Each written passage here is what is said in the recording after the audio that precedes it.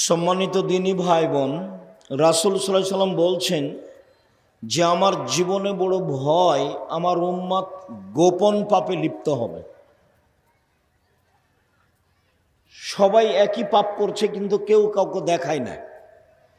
অবশ্য আল্লাহ রাসূল কথা বলেছেন যে তাহারা জোনা তাহার জাল হেমারে, গাধা যেমন গাধীর সাথে মিলে লজ্জা জানে না, ষাঁড় যেমন গাভীর সাথে মিলে লজ্জা বুঝে না, মানুষ তেমন খোলা মাঠে জেনা করবে লজ্জা বুঝবে না। আল্লাহ রসুলের মুখের কথা।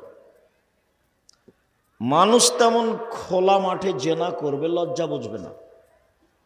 সে সময় চলে এসেছে। আর যত দল পার্টি বেশি হবে তত মানুষের চরিত্র ইতর শ্রেণীর হয়ে যাবে, নোংরা। ওরা হায়ানার মতো।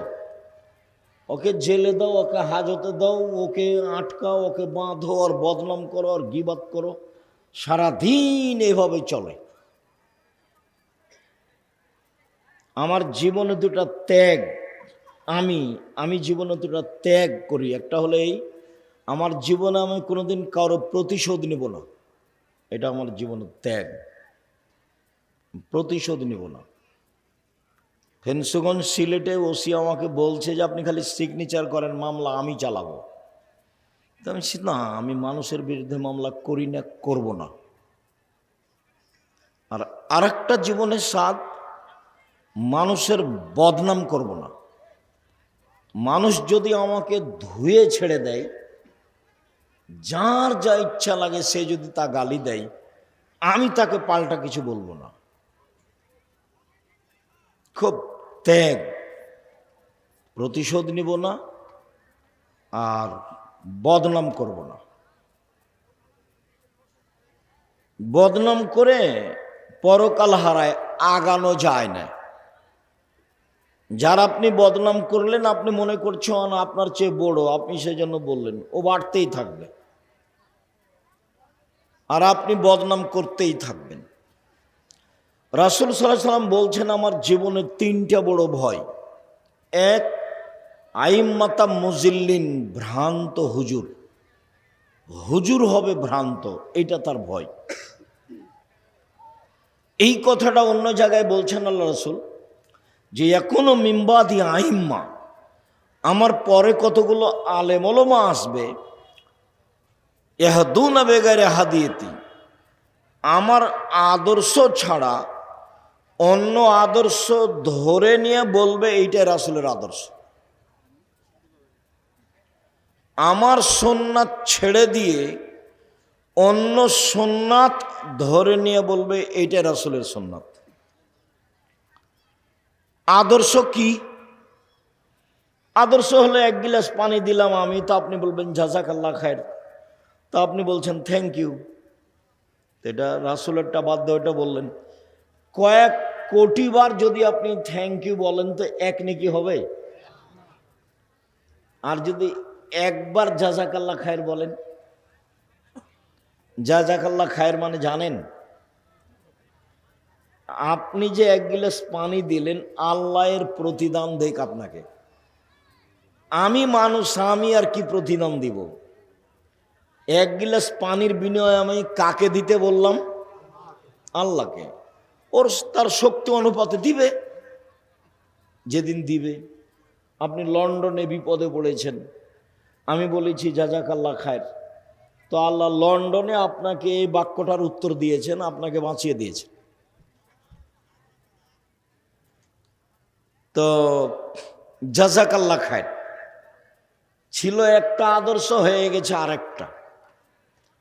মানুষ কোরআন মাজিদ পড়ে বলছে যে দেখেন আল্লাহ বলেছে মিলাদ করতে হবে।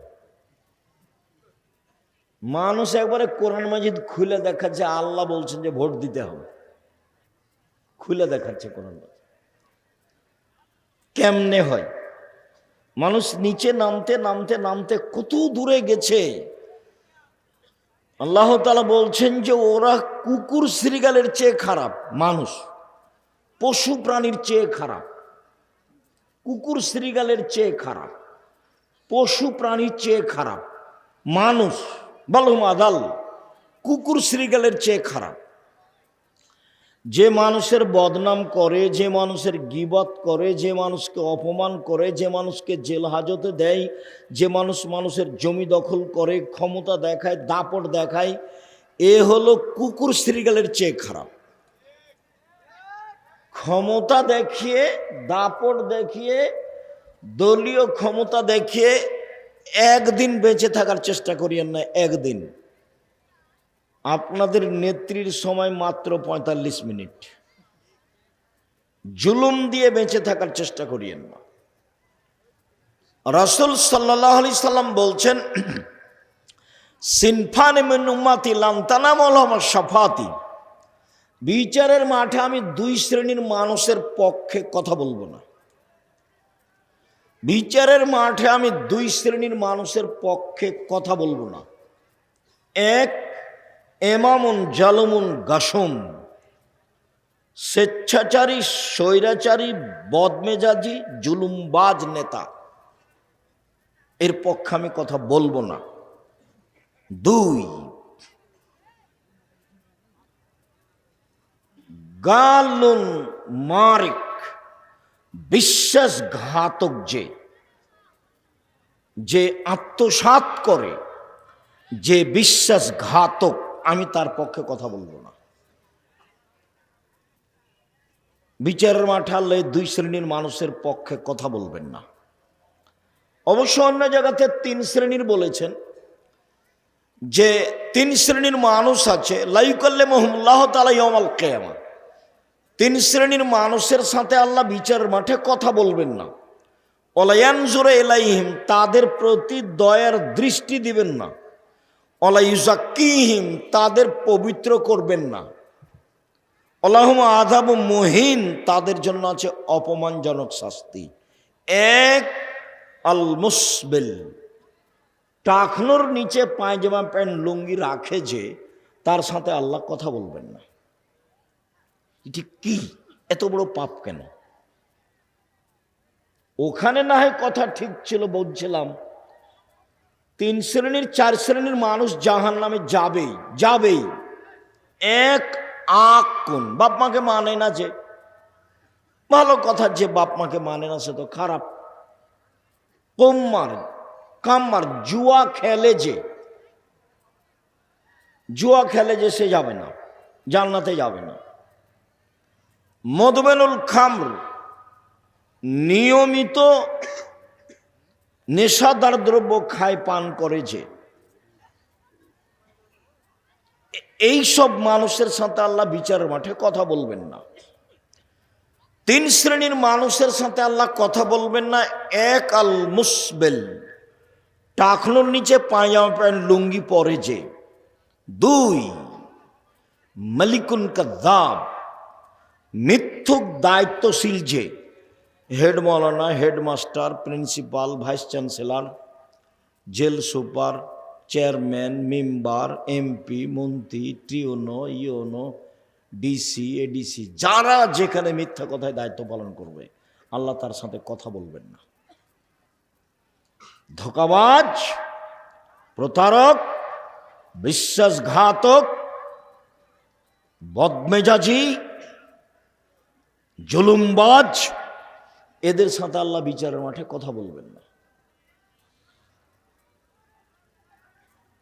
ফেরাউন এর চেয়ে অল্প সময়ে হারালছে। আপনাদের নেতার তো সময় ৪৫ মিনিট ছিল, ফেরাউনের ৪৫ মিনিট ছিল না, ২-১ মিনিট। জুলুম যত বেশি হবে, ধ্বংসের সময় তত কম হবে।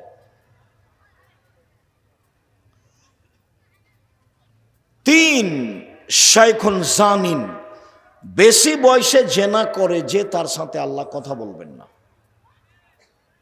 বেশি বয়সে জেনা করে, যে তার সাথে আল্লাহ কথা বলবেন না। মনে থাকবে? শেষের তিনটা মনে করি আমরা। এক, টাকনোর নিচে পায়জামা প্যান্ট লুঙ্গি পরে, যে। দুই, মিথ্যা কথায় দায়িত্ব পালন করে, যে। তিন, বেশি বয়সে জেনা করে, যে। আমি আশঙ্কা করে যাচ্ছি আমার উম্মতের উপরে তিনটে। এক, ভ্রান্ত হুজুর। বহুদিন থেকে বলে আসছি, এদেশের মাটিতে শতকরা 95 জন বক্তা মিথ্যুক। আপনি তদন্ত করেন, আমি তদন্ত করে এভাবে বলছি। আমি বলি না যে আমার তদন্তই চূড়ান্ত, তবে আমার তদন্তে এভাবে টিকে। শতকরা 98 জন মুফাসসির মিথ্যুক। এই ছেলে, যেখানে যা হোক এখান থেকে কেউ উঠতে পাবেন না, এখানে চুপচাপ বসে থাকতে হবে। পাশ থেকে কোনো ছেলে উঠলে তাকে ঠেকানোর চেষ্টা করবেন। সবচেয়ে বড় ভুল হয়েছে পাশে দোকান দেওয়া। আর এরকম আঁটো সাঁটো জায়গা, পাশে দোকান, তা আমাদের দাওয়াত দেওয়াটাও খুব একটা মানায়নি, ভুল হয়েছে।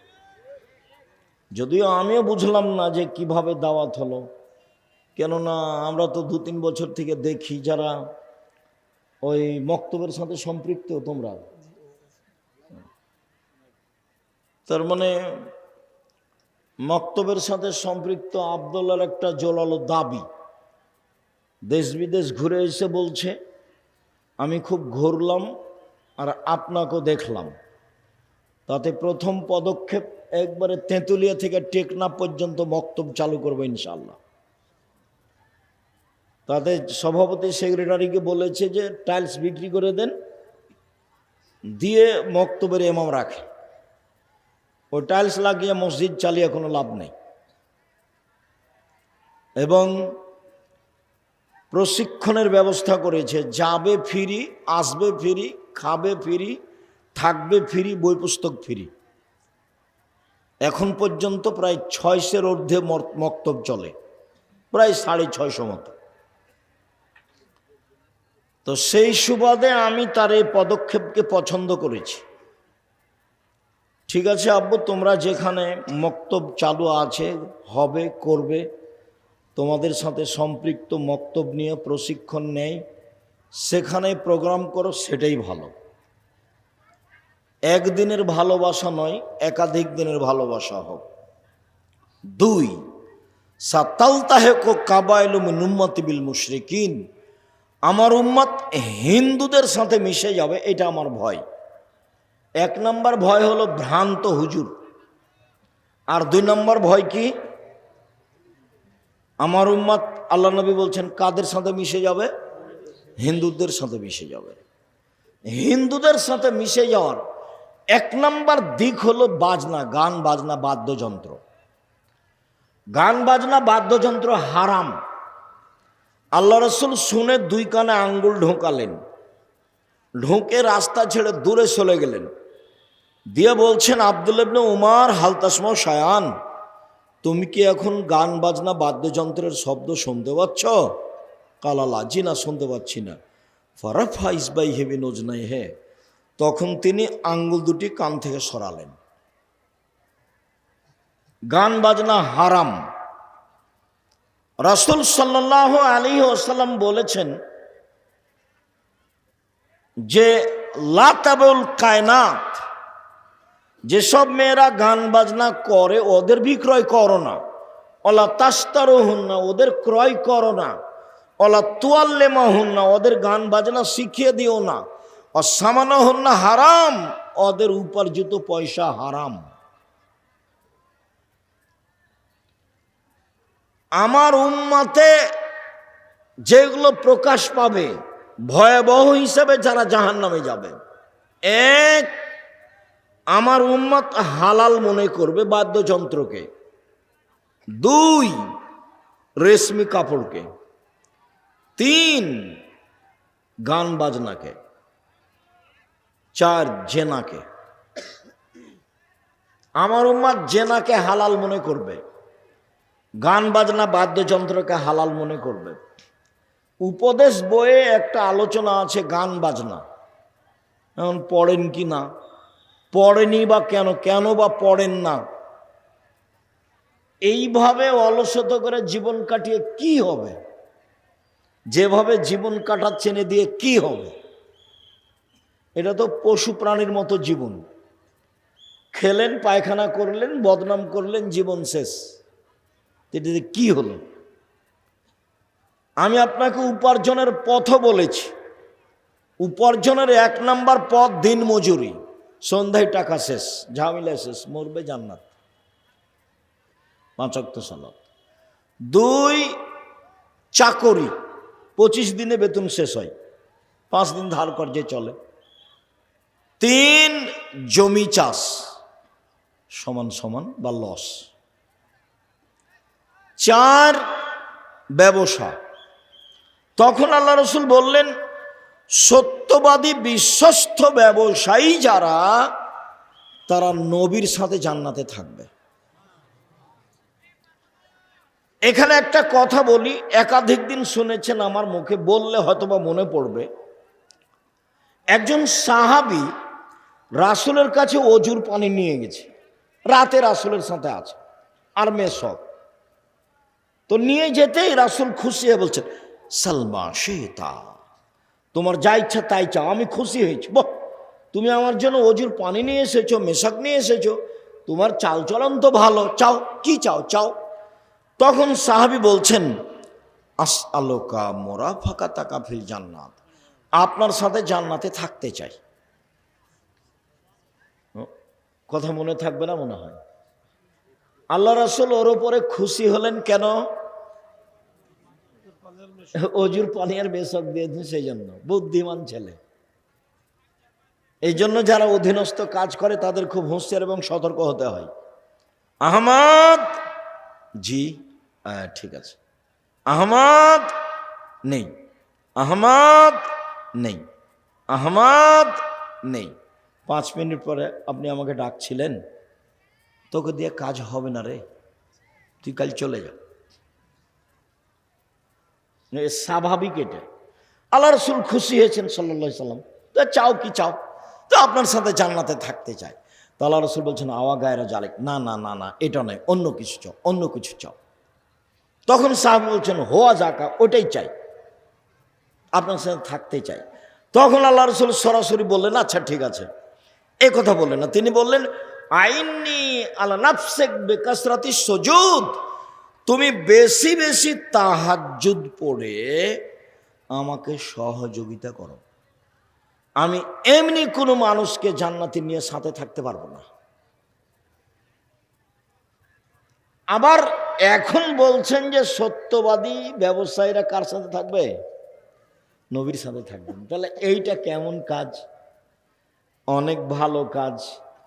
ধোঁকাবাজি করে না যারা, ফাঁকি দেয় না যারা, জুয়াচুরি করে না যারা, আত্মসাৎ করে না যারা, অল্প লাভে ব্যবসা বাণিজ্য করে যারা, মিথ্যা কথা বলে জিনিস বিক্রি করে না যারা, এরা ব্যবসা করে, চকলেটের ব্যবসা হলো, এ কার সাথে থাকবে? নবীর সাথে থাকবে। তখন তিনি বলছেন, আত্তাজির আস-সাদিক আল আমিন, 1 ব্যবসায়ী, 2 সত্যবাদী, 3 বিশ্বস্ত, আস্থাভাজন। 4-5 দিন গোস্ত বাজারে কিনতে গিয়ে বুঝতে পেরেছেন যে ওই লোকটার গোস্ত কমে না, আর আরো বাকি 2 জন গোস্ত দেওয়া আছে, কিনেন দে, বাড়িতে গিয়ে মাপেন, কমে যায়। কাছে গোস্ত নেবেন যার কমে না। আর এ মনে করছে যাগ্গে সারাদিনে 2 জনের কাছে বিক্রি করতে পারলে হলো। কয়দিনে দেখবেন যে আর দোকানটাও নাই, উঠে গেছে। এই কথাটা বুঝাতে গিয়ে আমি বলি, 2-1 দিন বলেছি যে ঢাকা বাইতুল মুকাররমের যে মসজিদে জুমার দিন একজন বলে পাঞ্জাবি, আর একজন বলে 3000। মানে এবার পাঞ্জাবির দাম কত? 3000। সারা খুব বিক্রি করেছে। এখন সন্ধ্যায় বলছে যে আজকে খুব লাভ হয়েছে। আরে ওই দাম তো, ওর দাম তো 300 টাকা, ওকে কততে বিক্রি করেছে? 3000। আপনি বিশ্বাস করেন 3 মাস পরে গিয়ে দেখবেন যে লোকটাও নাই, দোকানটাও নাই। আল্লাহ রাসূল বলছেন, মহিক্য বারাকাতাহু, তার বরকত মিটে যাবে। ও ধোঁকাবাজ ব্যবসায়ী,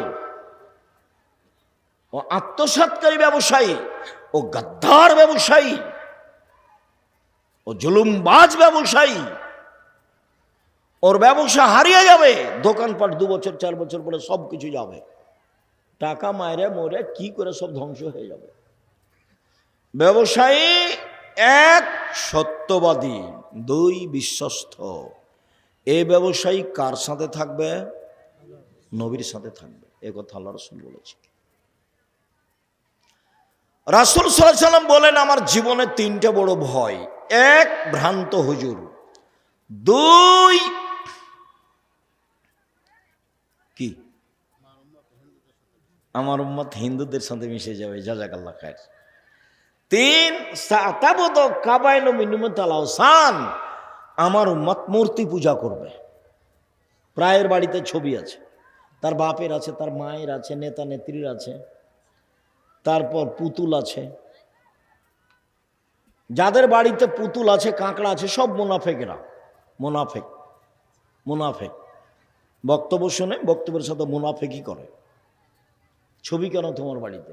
আমি তো বহুদিন বলেছি, যে বাপ মারা গেছে, পাসপোর্ট সাইজের ছবিটা ছিঁড়ে ফেলে বাপের কবরের পাশে গিয়ে হাত তুলে দোয়া করতে।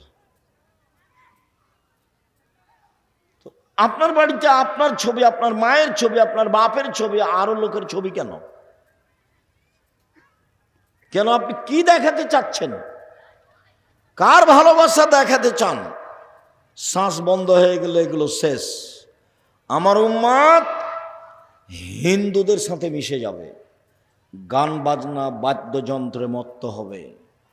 সব দোকানেই বাজনা বাজে, সব মোবাইলেই বাজনা বাজে, সব বাড়িতেই বাজনা বাজে, সব দোকানেই প্রায় মেয়ে নাচে, প্রায় সব মোবাইলেই মেয়ে নাচে, প্রায় সব বাড়িতে মেয়ে নাচে। মানে ধ্বংস হয়েই গেছে, খালি মরতে বাকি আছে। আমার উম্মতের উপরে তিনটা বিপদ নেমে আসবে, তিনটা পাপের কারণে। এক, ভূমিকম্প হবে। দুই, গজব নাজিল হবে। তিন, সন্ধ্যায় থাকবে মানুষ, সকালে হবে শুকুর, বানর, সোর। সন্ধ্যায় মানুষ আছে, একবারে তাজা মানুষ, সকালে কি হয়ে যাবে? একবারে নগদ বানর হয়ে যাবে। এটা আল্লাহ রাসূল বলেছেন, আমাদের কিছু করার নেই। একবারে শুকুর, সোর হয়ে যাবে সকালে। কি পাপ? জারাবুল মাজিবিন, বাদ্যযন্ত্রে লিপ্ত হবে। বাদ্যযন্ত্র। জাহারাতিল কায়নাত, মেয়েরা যেদিন নাচবে।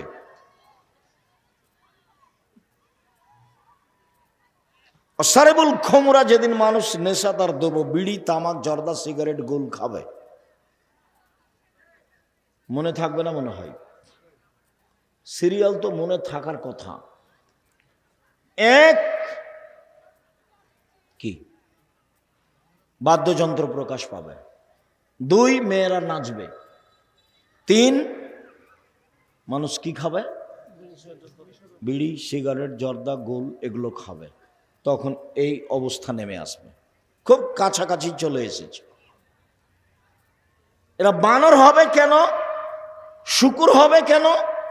আল্লাহ রাসূল বলতেন যে সাপ হয়ে যাবে, ব্যাঙ হয়ে যাবে, হায়ানা হয়ে যাবে, হিংস্র প্রাণী হয়ে যাবে। এটা না বলে বলছেন যে বানর হয়ে যাবে, শুকুর, সোর হয়ে যাবে। পৃথিবীতে একটা প্রাণী আছে যেটা অনুকরণ করতে পারে মানুষের, এরকম আর কোনো প্রাণী নাই পৃথিবীতে। সে প্রাণী কোনটা? বানর। মুসলমান যেদিন ইহুদি খ্রিস্টানের অনুকরণ করবে, সেদিন এরা সন্ধ্যায় থাকবে মানুষ, সকালে হবে বানর। আর আরেকটা প্রাণীর কোনো হিতাহিত জ্ঞান নেই, কোনো বুঝি নাই তার, সেটা হলো সোর, শুকুর। এখানে ঘাস উঁচু হয়ে আছে, ভিতরে গোবর আছে, আপনি গরুকে নিয়ে যে খাওয়াতে পারবেন না। এখানে গরু জবাই করেছেন, আর একটা গরু পাশ দিয়ে টেনে নিয়ে যেতে পারবেন না। বুঝাতে পারেনি কথা। অথচ তার নাম গরু। আমাদের দিকে বলে গরু সবই খায়, গরু এখানকার ঘাস খাবে না, তার মানে তার বুঝ আছে। সোরকে এখানে লাগান, সোরের বিবেচনা বলে কোনো জিনিস নাই। যেদিন মুসলমানের বিবেচনা হারিয়ে যাবে সেদিন এরা হয়ে যাবে বানর, এরা দিন হয়ে যাবে শোর। একটু রাসূল সাল্লাল্লাহু আলাইহি ওয়াসাল্লাম বলছেন, পৃথিবীর মানুষ শুনে রেখো, আমার উম্মত ইহুদি খ্রিস্টানের সাথে মিশে যাবে। ডান পায়ের জুতা যেমন বাম পায়ের সমান, আমার উম্মত ইহুদি খ্রিস্টানদের সাথে মিশে যাবে। ডান হাতের বিঘত যেমন বাম হাতের সমান, তেমনি ভাবে আমার উম্মত তাদের সাথে মিশে যাবে। চলাতে, ফিরাতে, কথাতে, বার্তাতে, পোশাকে, আশাকে, খাওয়াতে, দাওয়াতে, বই কলমে, অফিসে, আদালতে, কোর্টে কাচারিতে, সব কিছুতেই কাদের সাথে মিশে যাবে? ইহুদি খ্রিস্টানদের সাথে। এবার নিচে নামতে লাগলেন। নিচে নামতে নামতে বলছেন যে ইহুদি খ্রিস্টান যদি মায়ের সাথে জেনা করে থাকে তো আমার উম্মত মায়ের সাথে জেনা করবে। এটা রাসূলের মুখের ভাষা। দেখতে পাচ্ছেন না, ইহুদি খ্রিস্টানদের সবকিছু ওরা ভালোবাসে। মেয়েদের পোশাক কেমন দেখছেন না, লুঙ্গি প্যান্ট পরা ভালোবাসছে, মাথার চুল ছোট করা ভালোবাসছে। এখানে কতগুলো ছেলে আছে যে মাথা সরাতে বলেন, কাপড় উপর দিক ছাতা হয়ে আছে, নিচের দিক কাটা আছে। তোমাকে এটা কে শিখালো?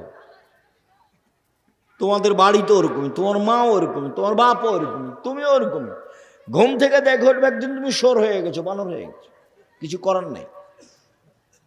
ওটা আল্লাহ রাসূল বলছেন, এ কথা আমি বলিনি।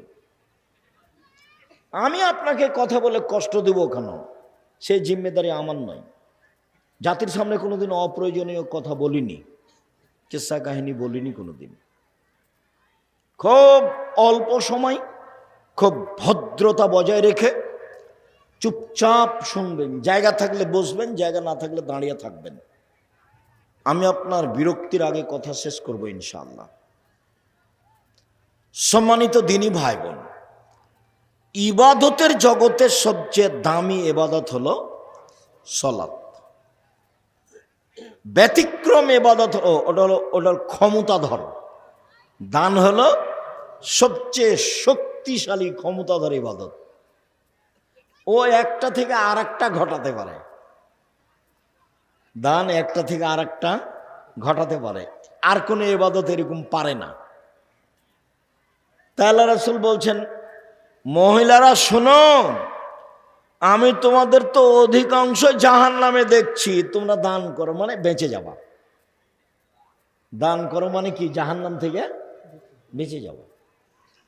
ও জাহান্নাম থেকে মুক্তি দিতে পারে, ব্যবসা বাণিজ্যের লস সরাতে পারে, বাড়ির বিপদ আপদ দূর করতে পারে, কবরের শাস্তি বন্ধ করে দিতে পারে, পাপকে মিটিয়ে দিতে পারে, পানি যেমন আগুনকে নিভিয়ে দিতে পারে। আল্লাহ খুব ক্ষিপ্ত, কিছু দান করে দিবেন, ঠান্ডা হয়ে গেছে। ও খুব ক্ষমতাধর ইবাদত। আর ইবাদতের জগতে ব্যতিক্রম ইবাদত হলো সালাত।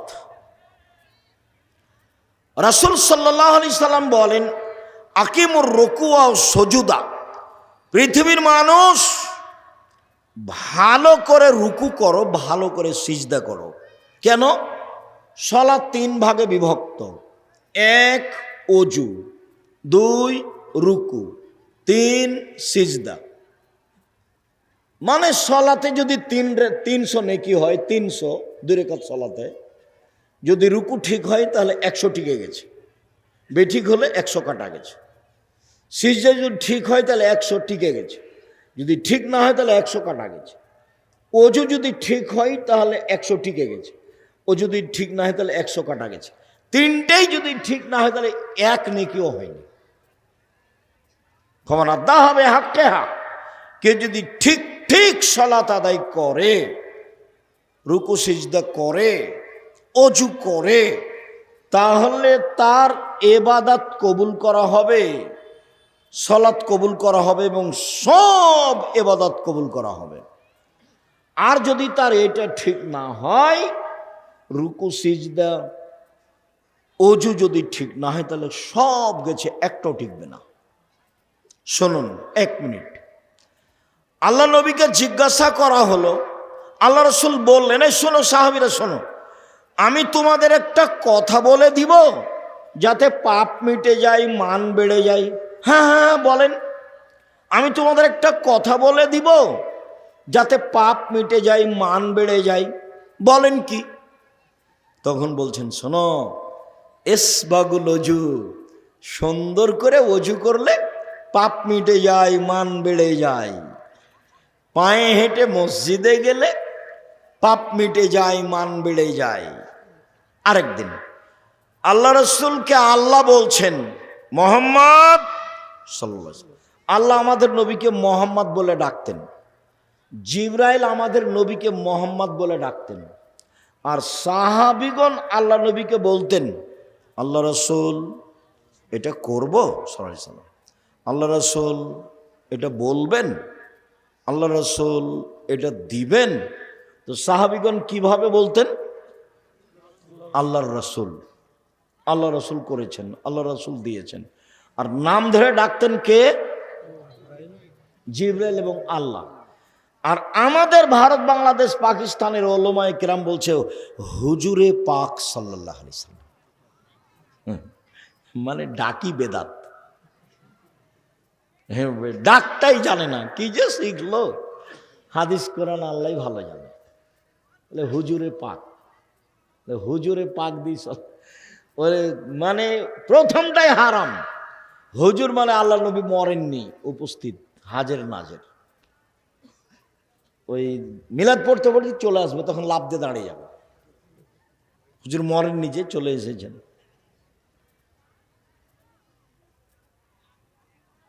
আল্লাহ নবী আল্লাহ বলছেন, মোহাম্মদ জি, ওপরে কি নিয়ে হইচে হয়েছে বলতে পারেন? জি হ্যাঁ পারি। কি? মানুষের পাপ মিটে যাবে কিসে, সেটা নিয়ে কথা হচ্ছে। কিসে পাপ মিটবে?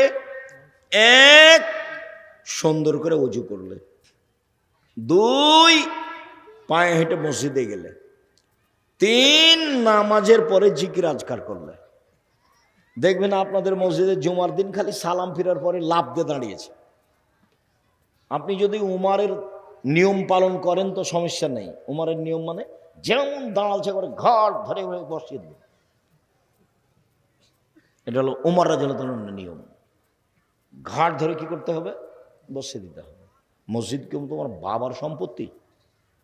তুমি মসজিদে এসেছো, মসজিদের নিয়ম নিয়ে চলতে হবে। তুমি মসজিদ যার, তার কাছে অনুমোদিত, এমনি বসা যায় না।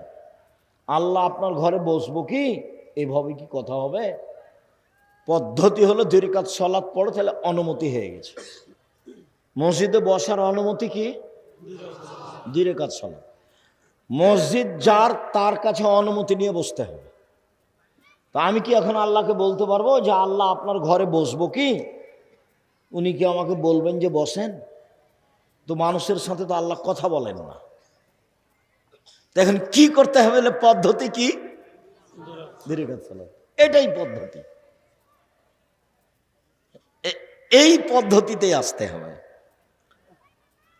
তো সুন্দর করে ওযু, পায়ে হেঁটে মসজিদ আর সালাতের পরে বসে জিকির আজকার, এমনি তাৎক্ষণিক উঠা যাবে না। তারপর আল্লাহ রাসূল বলছেন, মান ফাআলা যালিকা আশা বেখাইরিন মাতা বেখাইরিন, এইভাবে উযু করলো যে, পায়ে হেঁটে মসজিদে গেল যে, কিছুক্ষণ বসে জিকির আজকার করলো যে, তার মরে যাওয়া ভালো, তার বেঁচে থাকা ভালো। তার মরে যাওয়া ভালো, তার বেঁচে থাকা ভালো। ওয়া কানা মিন খাতিয়াতিহি কারাজুলিন ওয়ালাদাতহু উম্মুহু, তারপর লোকটা হয়ে গেল সেই দিনের মতো যেদিন তার মাতাকে জন্ম দিয়েছে, নিষ্পাপ। কেউ যদি হজ করে আর হজ যদি কবুল হয় তাহলে কি হয়ে যায়? সেদিনের মতো হয়ে যায়।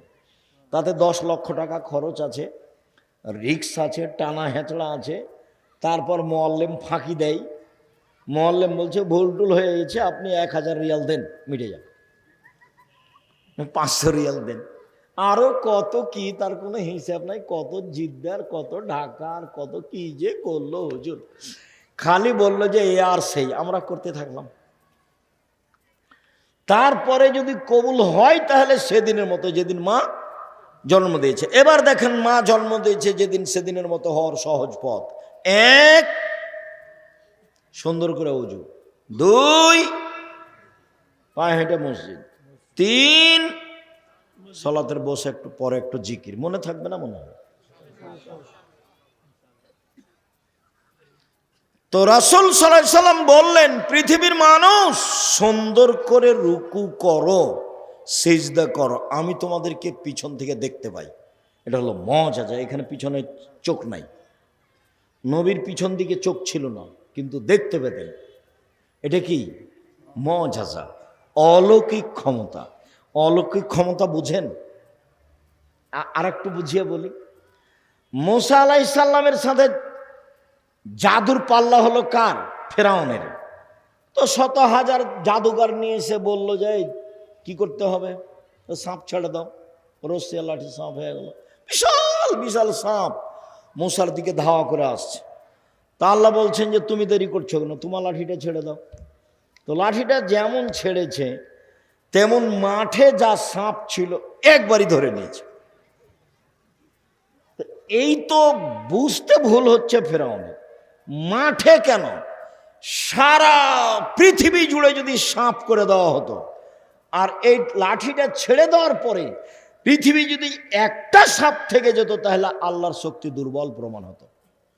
এই মাঠ কেন, সারা পৃথিবী জুড়ে যদি সাপ পূর্ণ করা হতো, তারপরে লাঠিটা ছেড়ে দেওয়ার পরে যদি একটা সাপ থেকে যেত, তাহলে কার শক্তি দুর্বল হতো? আল্লাহর। এলো অলৌকিক ক্ষমতা। তেল নাই, ইঞ্জিন নাই, চেয়ারে বসে বলছেন সুলাইমান আলাইহিস সালাম, চলো। কোথায় যেতে হবে? ইরাক। উঠতে উঠতে সকালে চলে গেছে ইরাক। এর নাম হলো মুআজিজা, অলৌকিক ক্ষমতা। তো পিছন দিক থেকে দেখতে পাচ্ছেন, এটা কি? অলৌকিক ক্ষমতা। বারা ইবনে আযিব রাদিয়াল্লাহু তাআলা আনহু বলেন, রুকুন নবী সাল্লাল্লাহু আলাইহি সাল্লাম ও সুজুদুহু বাইনা সাজদাতাইনে और रफ़ु मिना रुकू मा खलाल क़ियाम अल क़ऊद करीब मिनास समय। শুনেন, রুকুর সময় যতটুকু, রুকু থেকে উঠে দাঁড়িয়ে থাকার সময় ততটুকু, সিজদার সময় যতটুকু, সিজদা থেকে উঠে দাঁড়িয়ে থাকার সময় ততটুকু, দাঁড়ানো এবং আত্তাহিয়াতুর বৈঠক ব্যতীত সব সমান সমান, সব সমান সমান। যতক্ষণ রুকুতে থেকেছেন ততক্ষণ রুকু থেকে উঠে দাঁড়িয়ে থাকতে হবে। এমন কত, যদি মসজিদে যদি বেশিক্ষণ দাঁড়ান, দেখবেন সব বাকিগুলো চলে গেছে সিজদায়, উঠে গরম হয়ে যাবে। হে কি ব্যাপার, তো হুজুর তো যায়নি, আমরা দেখি আগে সবাই চলে গেছে। হাদিস বুখারী মুসলিম। রুকুতে যতক্ষণ ছিল দাঁড়িয়ে ততক্ষণ থাকবে, মোটামুটি সমান সমান। সিজদায় যতক্ষণ ছিল সিজদা থেকে উঠে ততক্ষণ থাকবে। এবার পরের হাদিস শোনেন।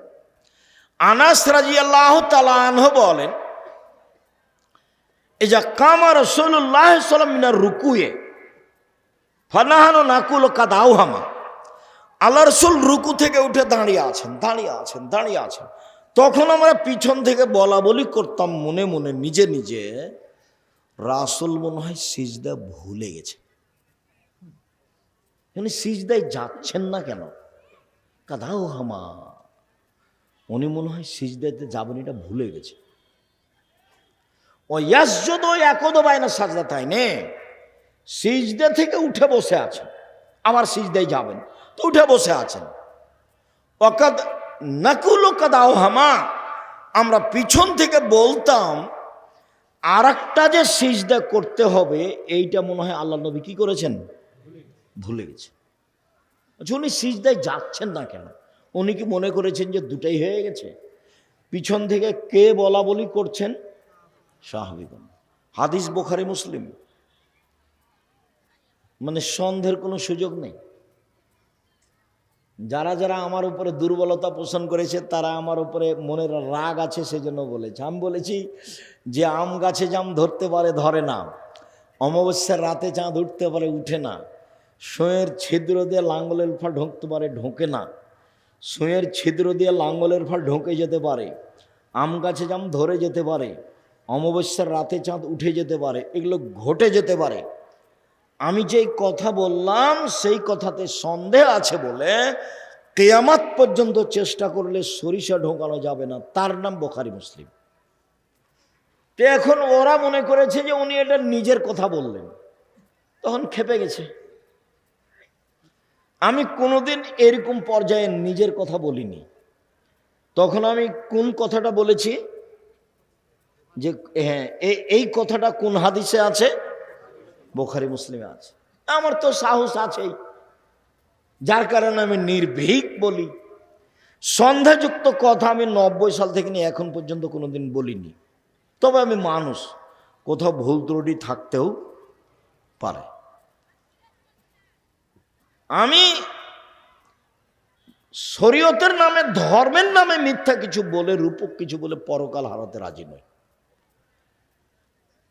আমার জীবনে যেটা সবচেয়ে সাহস সেটা হলো আমি জাতির কাছে ধর্মের নামে ফাঁকি দিইনি, এটা আমার বেশি সাহস।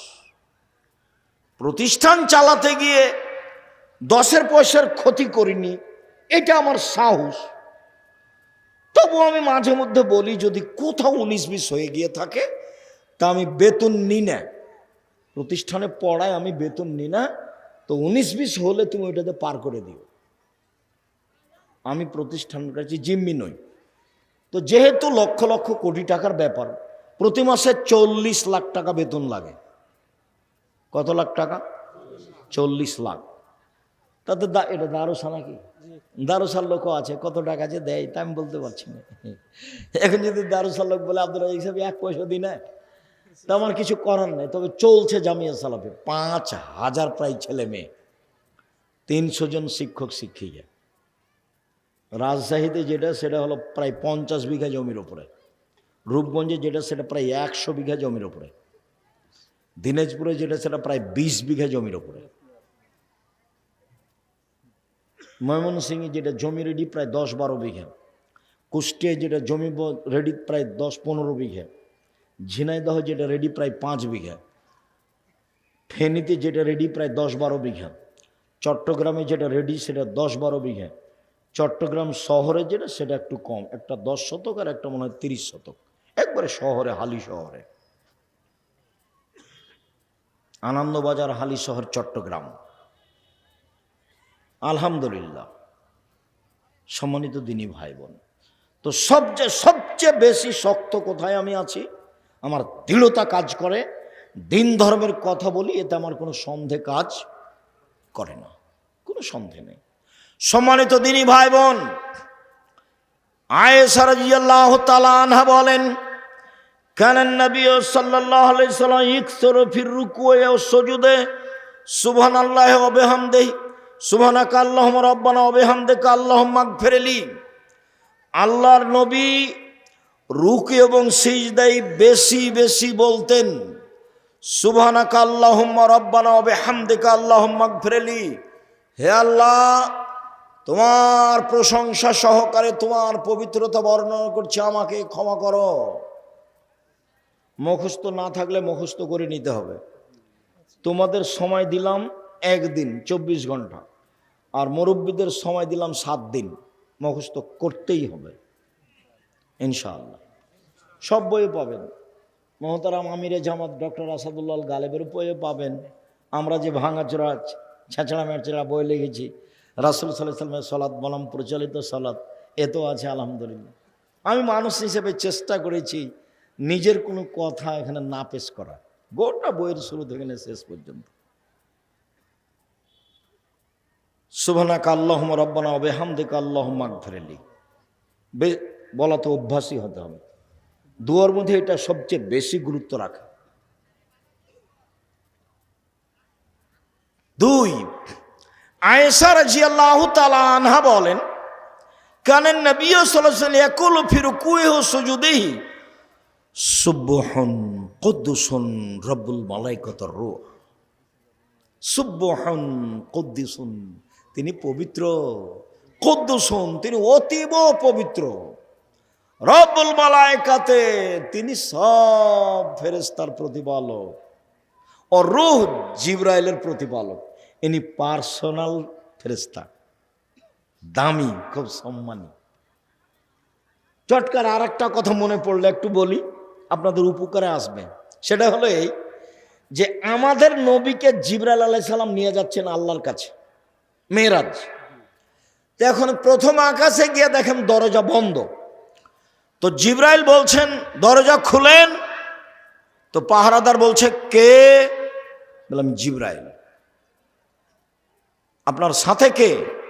মোহাম্মদ। আপনাকে পাঠানো হয়েছিল? জি, পাঠানো হয়েছে।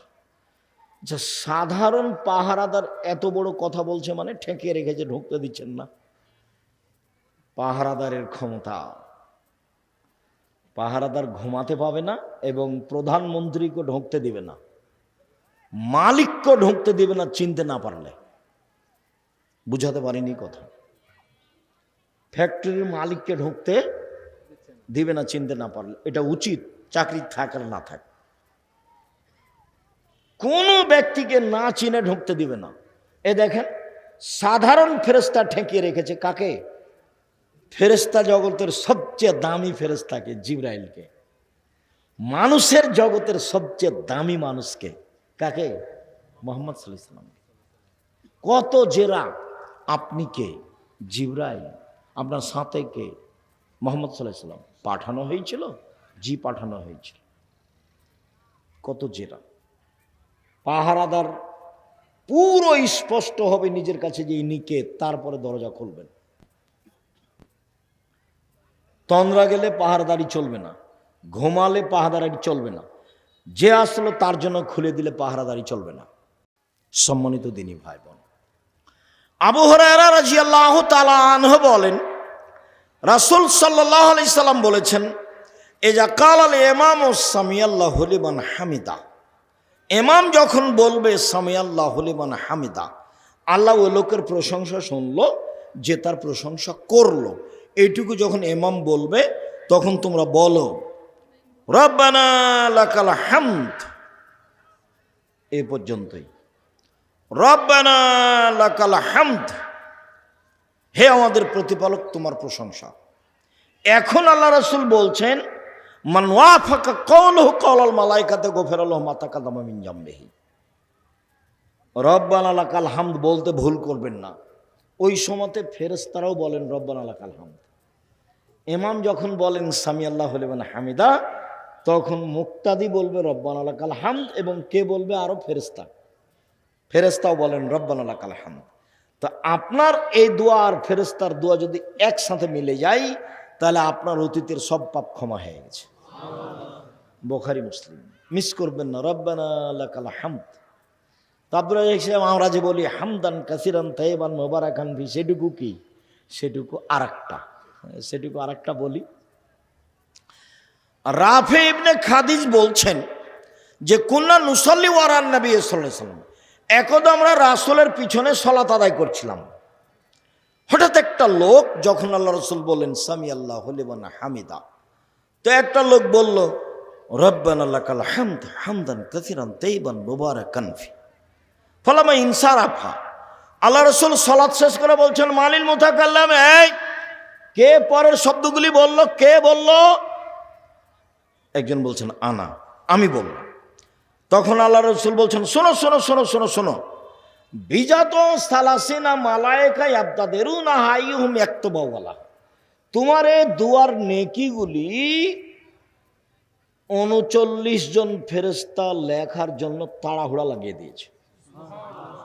30-এর অধিক, 39 পর্যন্ত 39 জন ফেরেশতা তাড়াহুড়া লাগিয়ে দিয়েছে এটা লেখার জন্য নাকি। শুনুন, রব্বানা লাকাল হামদ হামদান কাসিরান তাইয়িবান মুবারাকান ফি বলা যায়, তবে জোরে বলতে হবে না। তো ইনি যে জোরে বলেছেন, এটা ছিল ব্যতিক্রম ঘটনা। সাহাবী এভাবে কেউ বলেননি, আগেও বলতেন না, পরেও বলেননি। কোনো দিন কোনো সাহাবী জোরে বলতেন না। সলাতের মধ্যে একটাই জায়গা জোরে, সেটা বলেন তো কোন জায়গা? আমিন। আর কোনো জায়গায় জোরে নেই। তো আমরা দুই সিজদার মাঝের দোয়া জোরে বলি কেন? সামি আল্লাহু লিমান হামিদার দোয়া জোরে বলি কেন? আয়াতের জব জোরে দিই কেন? এক সময়ে ভারত, বাংলাদেশ, পাকিস্তানের নেতারা ছিল খ্রিস্টান, ইংরেজ, ওই ব্রিটিশ। তো ওরা বলেছিল যে মুসলমানদেরকে মুসলিম পার্সোনাল ল হিসাবে সবাইকে দিতে হবে কে কোন মাঝহাব মানে। ওরা জানতো যে এরা মাঝহাব মানে, 4 মাঝহাবের বাকি যারা আছে তাদেরকে ওরা হত্যা করবে, তারা হলো তাদের বিরোধী। তখন আহলে হাদিসেরা কার কাছে আশ্রয় নিয়েছিল? ইমাম শাফি। তখন পরিচয় দিয়েছিল বাগমারার মুসলমানেরা যে আমরা হলাম শাফি গোটা দেশে। তো ইমাম শাফির ফতোয়া হলে এগুলো জোরে বলা। তখন আমাদেরও কাজ কি হয়ে গেছে? এগুলো জোরে বলা। বোঝা যায়নি কথা? এই জন্য আমরা জোরে বলি, তাছাড়া এগুলো জোরে বলার প্রমাণ নেই। সম্মানিত দিনী ভাই বোন, রাসূল সাল্লাল্লাহু আলাইহি সাল্লাম রুকু থেকে উঠে বললেন সামি আল্লাহু লিমান হামিদা, মিলাস সামাওয়াতি মিলাল আরজ, আকাশ পরিমাণ প্রশংসা, জমিন পরিমাণ প্রশংসা, ও মিলামা শাইতা মিন শাইইন বাদ, এরপরে তুমি যা চাও সে তোমার প্রশংসা। অন্য এক বর্ণনায় এসেছে রাসূল সাল্লাল্লাহু আলাইহি সাল্লাম বললেন মিলাস সামাওয়াতি মিলাল আরজ ও মিলামা বাইনাহুমা মিলামা শাইতা মিন শাইইন বাদ, এরপরে বললেন আহলাস সানায়ে, সত্যই তুমি প্রশংসার যোগ্য। আহাক্ক মা কালাল আব্দ, বান্দা যেটা বলেছে সেটা ঠিক বলেছে।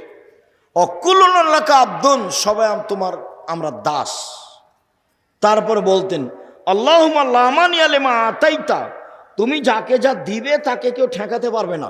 ওয়ালা মুতিয়া লিমা মানাতা, তুমি যাকে দিবে না সেটা কেউ দিতে পারে না। তুমি দিলে কেউ ঠেকাতে পারে না, তুমি যদি না দাও কেউ দিতে পারে না। ওয়ালা ইয়ানফাউ জাল জাদ মিনকাল জাদ, কোনো বিত্তশালীর টাকা পয়সা তোমার সামনে কোনো কাজে আসবে না, কোনো বিত্তশালীর টাকা পয়সা তোমার সামনে কোনো কাজে আসবে না। তাহলে এবার কি বলতে পারি? সামি আল্লাহু লিমান হামিদা, রব্বানা লাকাল হামদ হামদান কাসিরান তাইয়িবান মুবারাকান ফি, মিলাস সামাওয়াতি মিলাল আরজ ওয়া মিলামা বাইনাহুমা মিলামা শাইতা মিন শাইইন বাদ, আহলাস সানাই ওয়াল মাজদ, আহাক্কু মা কালাল আব্দ ও কুলুন লাকা আব্দুন, আল্লাহুম্মা লা মানিয়া লিমা আতাইতা ওয়া লা মুতিয়া লিমা মানাতা ওয়া লা ইয়ানফাউ জাল জাদ মিনকাল জাদ। তাহলে তো এখন লম্বা সময় দাঁড়িয়ে থাকাই লাগছে। এতক্ষণ যদি ইমাম দাঁড়িয়ে থাকে তাহলে পিছের লোক কি বলবে? এখন মনে হয় ভুলে গেছে, সিজদে মনে হয় আর যাবে না, ভুলে গেছে। সম্মানিত দিনী ভাই বোন, আমি আলোচনা লম্বা না করে আপনাদের সাথে আমার আর একটু জরুরি কথা দু একটা আছে।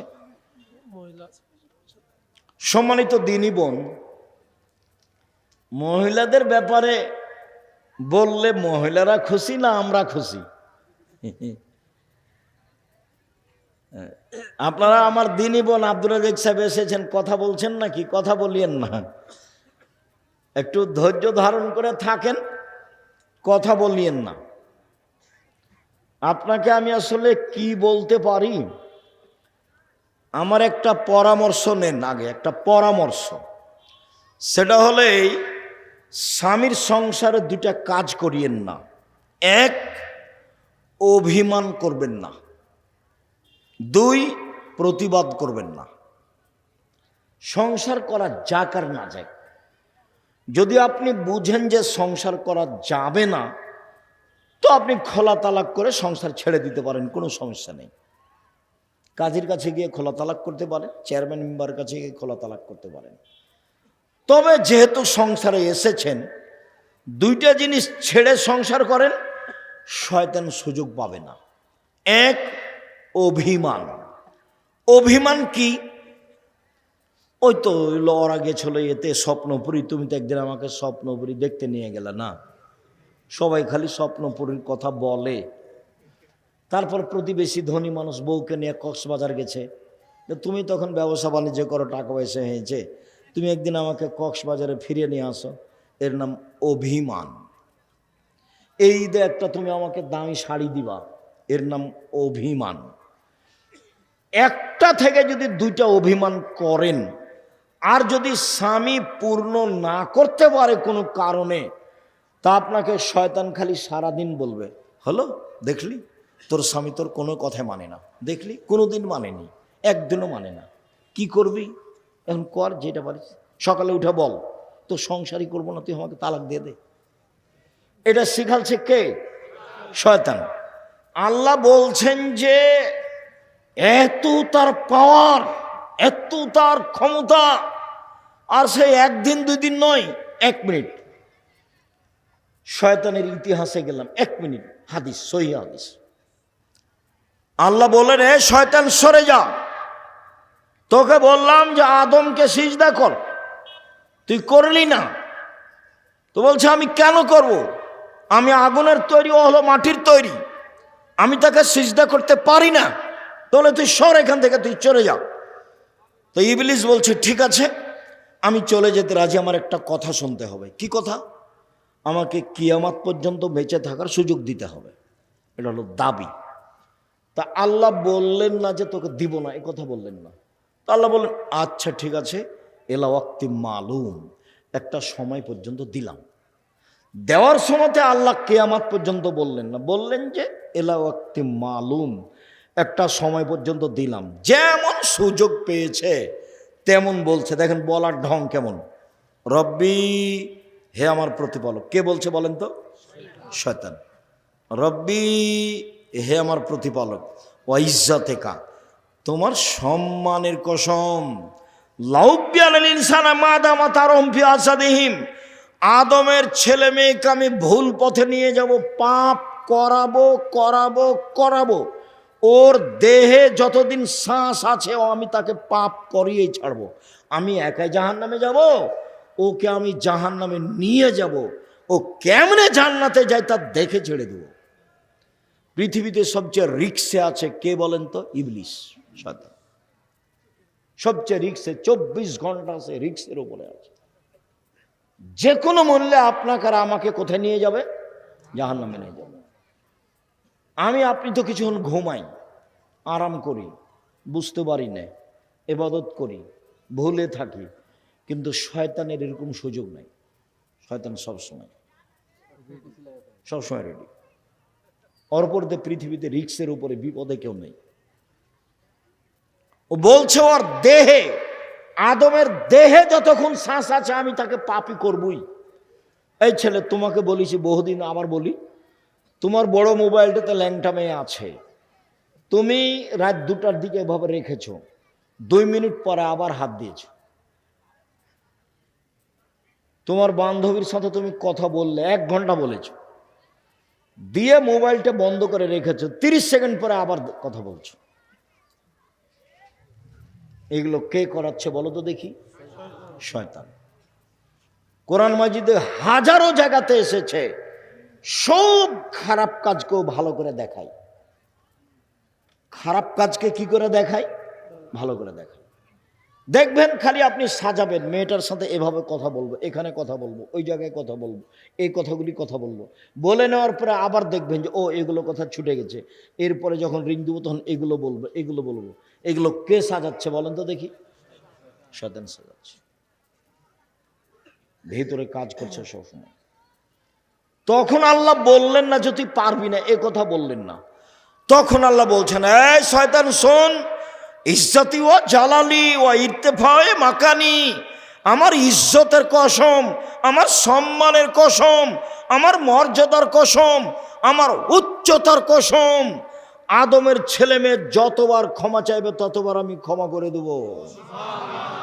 আদম সন্তান, মা দাওয়াতানি রাজাওতানি, আদমের ছেলে মেয়ে শোনো, তুমি আমাকে যেভাবে ডাকো আমি সেভাবে থাকি, তুমি আমার কাছে যেভাবে আশা পোষণ করো সেভাবে পূর্ণ করে থাকি, তুমি আমাকে যেভাবে ডাকো আমি সেভাবে থাকি, তুমি যেভাবে আশা পোষণ করো সেভাবে পূর্ণ করে থাকি।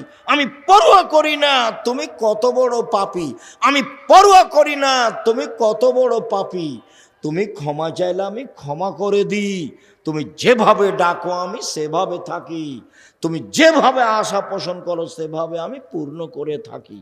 কে বলছেন? আল্লাহ। ইবলিস বলল এটা, আর আল্লাহ বললেন এটা। তাহলে আস্তাগফিরুল্লাহ ওয়া আতুবু ইলাইহি বলাই লাগছে। আস্তাগফিরুল্লাহ ওয়া আতুবু ইলাইহি, শ্বাস যেমন নিজ গতিতে চলছে, শ্বাস ভেবে চিন্তা ফেলবো, এটা কি মনে হয়? শ্বাস যে আসছে আর যাচ্ছে, তো কোনো চিন্তা ভাবনা আছে কি? খাওয়ার টাইমের জন্য চিন্তা ভাবনা করা লাগে, কিন্তু শ্বাসের জন্য চিন্তা ভাবনা লাগে না। আস্তাগফিরুল্লাহ ওয়া আতুবু ইলাইহি এভাবে চলে আসতে হবে বেখিয়াল। নৌকাতে উঠলাম, দোয়া আস্তাগফিরুল্লাহ ওয়া আতুবু ইলাইহি। খেতে বসতে যাচ্ছে আস্তাগফিরুল্লাহ ওয়া আতুবু ইলাইহি। ঘুমাতে যাচ্ছি দোয়া পড়বো আস্তাগফিরুল্লাহ ওয়া আতুবু ইলাইহি। রাস্তায় চলছি ভ্যানলাতে উঠে আস্তাগফিরুল্লাহ ওয়া আতুবু ইলাইহি। এটা চলে আসতে হবে মুখে স্বাভাবিকভাবে। এটা ছাড়া আল্লাহ করবেন না। আল্লাহ রসুল বললেন যে দামি সম্পদ এক লেসানুন জাকের, ওই জিহ্বা যে এরকম ডাকতে পারে।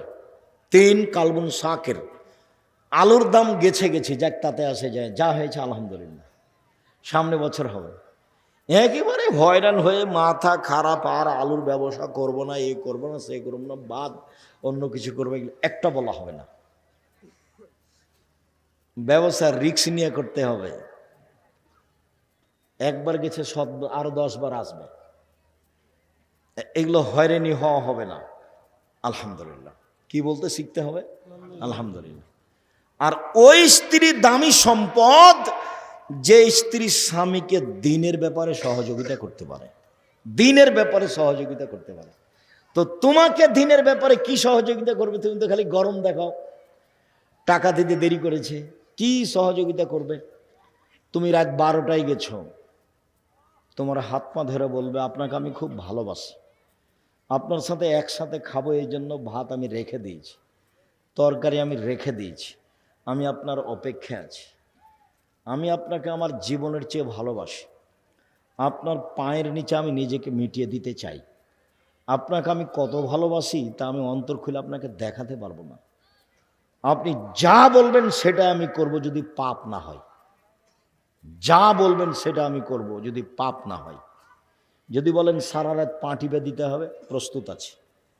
যদি বলেন সারা রাত মাথার পাশে দাঁড়িয়ে থাকতে হবে, প্রস্তুত আছি। যা বলবেন তাই, যদি পাপ না হয়। আমার একটা কথা শোনেন, এশার সালাতের পরে বাড়ি চলে আসবেন, এশার নামাজ শেষ বাড়ি চলে আসবেন। এটা হলো মহিলা তার স্বামীকে কি করছে? দিনের উপরে সহযোগিতা করছে। দুঃখিত, মিছিলে যায়েন না, অমুকের চরিত্র ফুলের মতো পবিত্র বলিয়েন না, কেননা আপনি তার চরিত্র সম্পর্কে জানেন না। আল্লাহ রসুল বলছেন যে তুমি নেতার এই কথা বলে তুমি আল্লাহকে তোমার উপরে খেপিয়ে দিয়েছ। আসখাত্তুম, তুমি একবার তোমার প্রতিপালককে তোমার উপরে খেপিয়ে দিয়েছ। আমার একটা কথা শোনেন, এভাবে যায়েন না। দিনের উপরে সহযোগিতা। শোনেন, প্যান্টটা কেটে ছোট করেন, আপনি যা বলবেন তাতে আমি প্রস্তুত। যদি বলেন যে আমার শাশুড়ির, আমার মায়ের, আমার শাশুড়ির কাপড় খেঁচে দিতে হবে, প্রস্তুত। পেশাব পায়খানা পরিষ্কার করে দিতে হবে, প্রস্তুত। রান্না করে দিতে হবে 3 বার আমার শাশুড়িকে, প্রস্তুত। যাহাই বলিবেন তাহাই করিব। আমার একটা কথা শোনেন, হারাম উপার্জন করিয়েন না, এই ডেস্টিনি এগুলো করিয়েন না, এনজিওতে যায়েন না। এই ছেলে 1 নম্বর উপার্জনের পথ কি? সহজ, দিনমজুরি। 2 চাকরি, যেন হালাল হয়। 3 জমি চাষ। 4 ব্যবসা।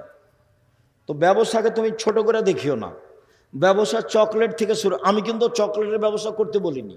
আমি যতবার বলেছি যে আপনারা চকলেটের ব্যবসা করেন, শ্বশুরের কাছে টাকা নিয়েন না, ততবার আমি বলেছি চকলেট মানে কম পয়সার ব্যবসা। চকলেট মানে কি? কম পয়সার ব্যবসা। লোন নিয়ে আপনি ব্যবসা করতে গেলেন কেন? যে চাঁপাইনবাবগঞ্জের ভাষাতে আমও গেছে, ছালাও গেছে, কাঁদতে কাঁদতে 2 চোখ হয়ে গেছে। লোন মানে জীবন ধ্বংস হয়ে গেছে। লোন মানে আপনি চলে গেছেন জাহান্নামে, খালি মরতে বাকি আছে।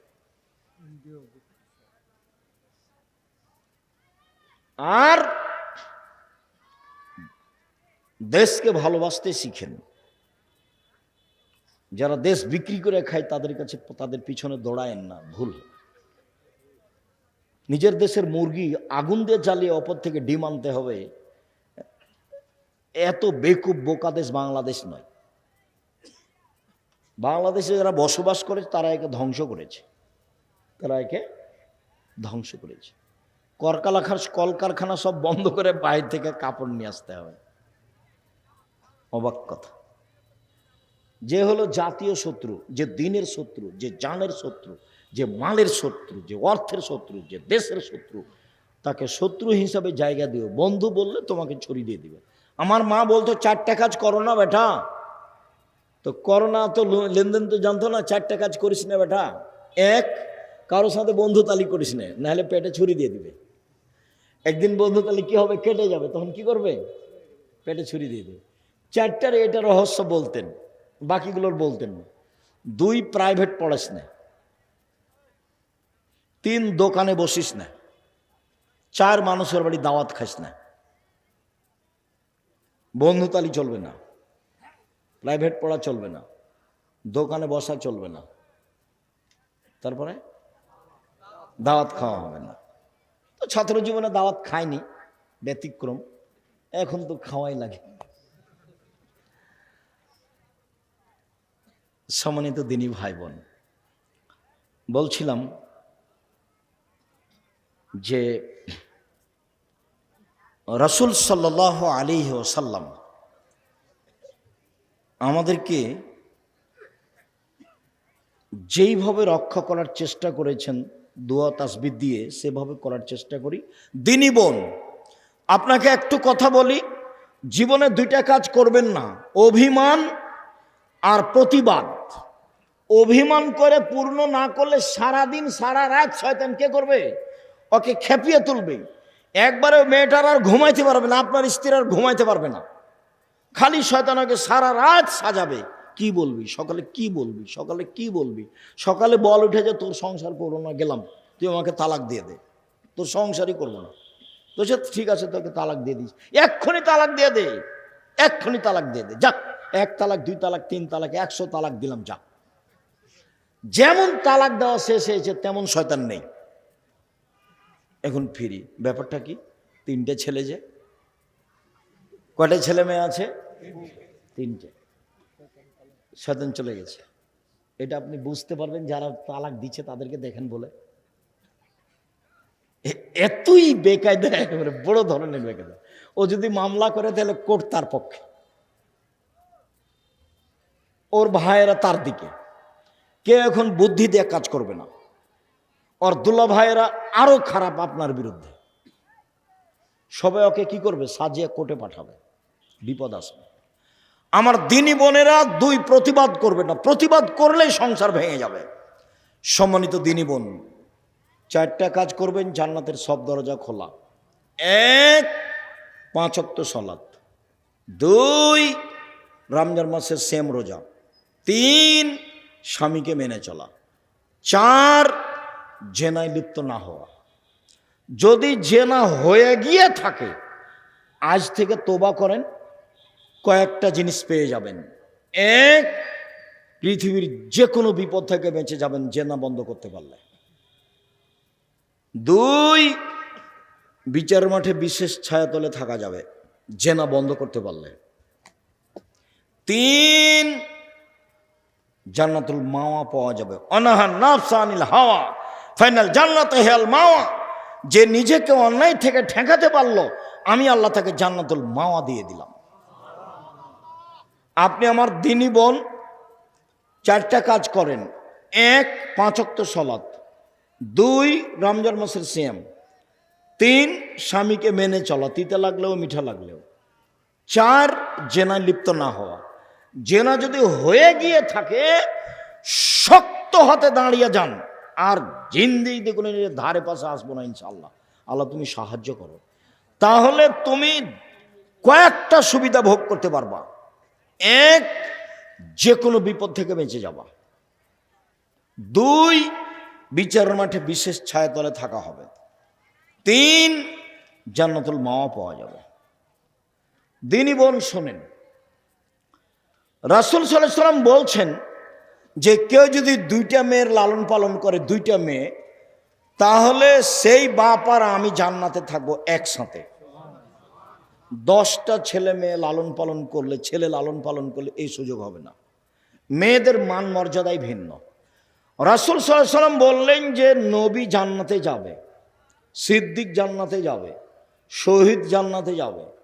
ওই মহিলারা জান্নাতে যাবে যেই মহিলার আল আদুদ, স্বামীর সাথে ভালোবাসা প্রেম বিনিময়ে সবচেয়ে আগে। 2, আল অদুদ, বেশি বেশি সন্তান দিতে পারে।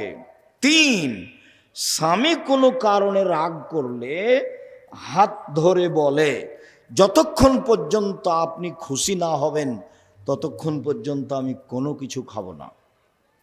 সম্মানিত দিনী বোন, কিছু করার নেই, আল্লাহ রাসূল এইভাবেই বলেছেন। আপনি মহিলা মানুষ হিসেবে আল্লাহ রাসূল এইভাবে বলেছেন, আপনার মান মর্যাদা আল্লাহ রাসূল এইভাবে উল্লেখ করেছেন। শোনেন, 4টা কাজ করলে জান্নাতের সব দরজা খোলা, এরকম কোনো সুযোগ পুরুষের নেই। সিরিয়ালে আপনি আছেন জান্নাতি।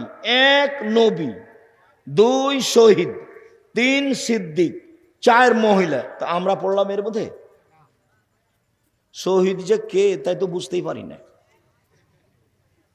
দেখি অনেক শহীদ, শহীদ যে কে বুঝতে তো পারি না। 1 নবী, 2 শহীদ, 3 সিদ্দিক, 4 মহিলা। দেখেন আমরা তার মধ্যে পড়িনি। কোন মহিলা? যে মহিলা কোনো কারণে স্বামী রাগ করলে হাত ধরে বলে তুমি যতক্ষণ পর্যন্ত খুশি না হবে না ততক্ষণ আমি কিছু খাবো না। কোন মহিলা? যে মহিলা বেশি বেশি সন্তান দিতে পারে। কোন মহিলা? যে মহিলা স্বামীর সাথে প্রেম প্রীতি ভালোবাসে একসাথে থাকে। এটা আল্লাহ রাসূল এভাবেই বলেছেন। আপনার কষ্ট নেওয়ার কিছু নেই, মন খারাপ করে কিছু করে লাভ নেই। আমি আপনার কাছাকাছি আছি একটু। রাসূল সাল্লাল্লাহু আলাইহি সাল্লাম বললেন, শোনো পৃথিবীর মানুষ, সবচেয়ে ভালো নারী খায়রুন নিসা, সবচেয়ে ভালো নারী 4টা গুণ আছে যার। 1, স্বামীর সাথে প্রেম বিনিময়ে ভালোবাসায় মুখ মিঠা করে কথা বলাতে আছে। 2, বেশি বেশি সন্তান দিতে পারে। 3, স্বামীকে সময়ে সান্ত্বনা দিতে পারে। 4, স্বামীর ব্যথা নিজে বুঝে, স্বামীর সমস্যা নিজে বুঝে। 1 মিনিট, দিনী বোন থামেন। এই মেয়ে কথা বলছো কেন? চুপ থাকো। দেখো তো তুমি স্বামীর কি উপকার করতে পারো। 1 মিনিট দেখো তো বুখারী মুসলিমের হাদিস। এই ছেলে ঘুমাচ্ছ কেন? ঘুমাচ্ছ কেন? কি করেছে? জামিয়া সালাফে গেছিলে কালকে? সারা রাত জেগে থেকেছ? ভালো, যদি গিয়ে থাকো তো আলহামদুলিল্লাহ। আমিও তো জেগে থেকেছি। আমি আবার ক্লাস নিয়েছি 6 পিরিয়ড। আমি গাড়ি থেকে নেমে ক্লাসে ঢুকি, 6-7 পিরিয়ড পড়াই, আবার পড়িয়ে গাড়িতে উঠি, চলে যাই চট্টগ্রাম, সিলেট, আবার আসি। 90 সাল থেকে এভাবে আছি। আল্লাহ রহম করো। সম্মানিত দিনী ভাই বোন, বোন আপনি শোনেন, আপনাকে বলছি শোনেন। 1 মিনিট দেখাই। আল্লাহর নবী এসে বলছেন, খাদিজা শোনো, খাদিজা শোনো, খাসিদ আলা নাফসি, আমি মনে হয় মরে যাব। খাদিজা আমি মনে হয় মরে যাব, কম্বল দিয়ে আমাকে জড়িয়ে ধরো, কম্বল দিয়ে জড়িয়ে ধরো। তখন খাদিজা বলছেন, কাল্লা, প্রথম কথা কাল্লা, কখনো নহে, অসম্ভব, এটা হতে পারে না। কখনো নহে, অসম্ভব, এটা হতে পারে না। কেন? আল্লাহে, আল্লাহর কসম, আল্লাহে, আল্লাহর কসম, আল্লাহে, আল্লাহর কসম, লাইফজিক আল্লাহ, আল্লাহ আপনাকে অপমান করবেন না, আল্লাহ আপনাকে অপমান করবেন না। কেন? 1, তাসেলুর রাহেমা, আত্মীয়র সাথে সদাচরণ করেন আপনি। 2, তাহমালুল কাল্লা, অসহায় মানুষের বোঝা বহন করেন আপনি। 3, তাকসেবুল মাধুমা, যার কোনো পথঘাট নাই তাকে আপনি পথঘাট দেখিয়ে দেন। 4, তাকরিজ জাইফা, মেহমানকে খেতে দেন আপনি। 5, বিপদগ্রস্তকে খুঁজে খুঁজে উদ্ধার করার চেষ্টা করেন। 5টা কাজ আপনার। এই ছেলে, বহুবার বলেছি, বাপ মাকে বলে দিবা আমার কাছে খাবেন আপনি, আব্বা আমার কাছে খাবে, বোনেরা আমার কাছে খাবে, ভাগ্নেরা আমার কাছে খাবে, ভাগ্নিরা আমার কাছে খাবে, আমার আব্বার যত আত্মীয় স্বজন আছে সব আমার কাছে খাবে, আমার মায়ের যত আত্মীয় স্বজন আছে সব আমার কাছে খাবে। তোমার ভাগনা ভাগ্নি আসলে তোমার মা একবারে মুখ খান চুপটি করে বসে থাকে, কি যে করি, কে যে খাওয়াবে, কোন বোঝে খাওয়াবে। তোমার মা কিন্তু তোমার ভাগনা ভাগ্নির উপরে তোমার ছেলের চেয়ে বেশি দুর্বল। এখন তোমার বউকে নিয়ে যদি তোমার